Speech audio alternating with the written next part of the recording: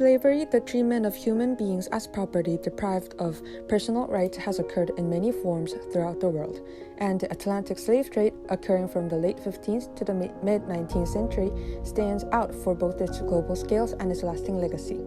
The crops grown in colonies such as sugarcane, tobacco, and cotton were labor-intensive, and there were not enough settlers or indentured servants to cultivate all the land in Portuguese colonies in America. American natives were physically weaker and susceptible to diseases like smallpox, which Europeans transferred. And so to meet the massive demand for labor, the Europeans looked to Africa. Slaves were economic tools. Thus, due to the emergence of an economically competitive substitute, the African Americans, the demand for Native Americans declined. Take a look at the supply and demand graph. The x-axis is the quantity of labor performed by slaves, and the y-axis is the price of slaves. The supply of slaves increased after slave trade while demand was constant. Did Europeans take African Americans by force from their homeland? No, they came offering manufactured goods, weapons, and rum for slaves. African kings and merchants had little reason to hesitate. They viewed the people they sold not as fellow Africans but criminals or prisoners of war from rival tribes. By selling them, kings enriched their own realms and strengthened them against neighboring enemies, and their kingdoms prospered.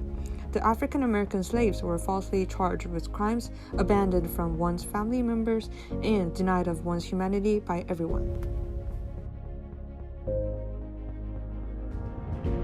During the 250 years of the American slavery, slaves were valuable resources for both slave traders and owners.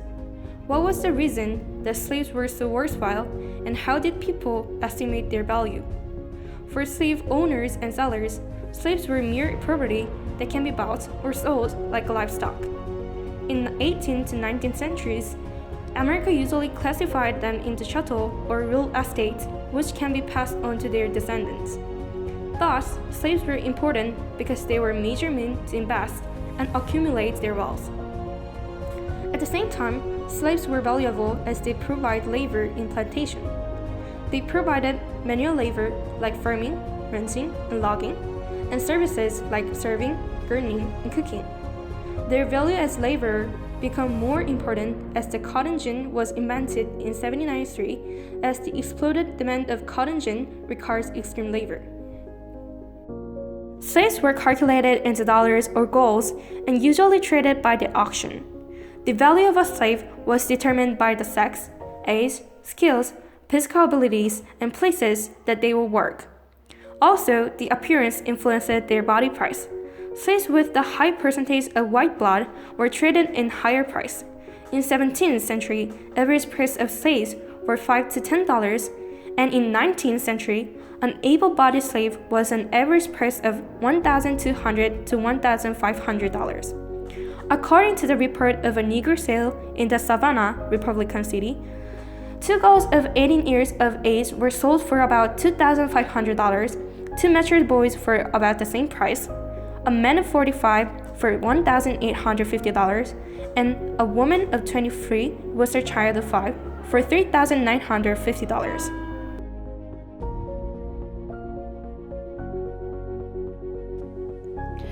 The novel Beloved touches the reality of slave ship back in the 19th century. As the main character Beloved points out, there will never be a time when I am not crouching and watching others who are crouching too. Slave ship was no different from a cramped prison. 250 to 600 slaves were literally packed like books on the shelf with no room to turn. Slaves were tightly packed between the hold and the deck, which made Beloved see only the neck and wide shoulders of the man who was right above her deck. Slaves in the ship were treated worse than animals in the zoo. Slaves were fed twice daily, but the food was usually infected. Although there was bread near Beloved, she says that she was too hungry to eat it, which implies that her daily ration was not in a good quality. Above all, the ship's sanitation was not well managed. Slaves were chained together that the ship would stink of urine, feces, and vomit. Also, the disease like smallpox brought numerous deaths as the novel points out that those able to die are in a pile, little hill of dead people.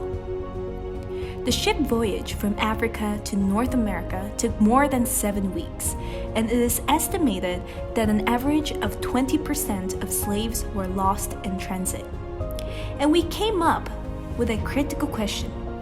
Why did the slave traders at that time choose to tight-pack the slaves?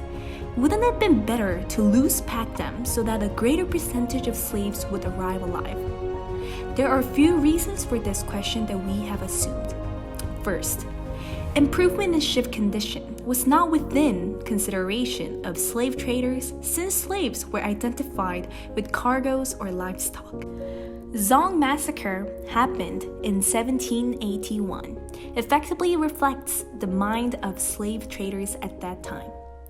Zong crew massively killed more than 130 African slaves after figuring out that the ship ran low on drinking water.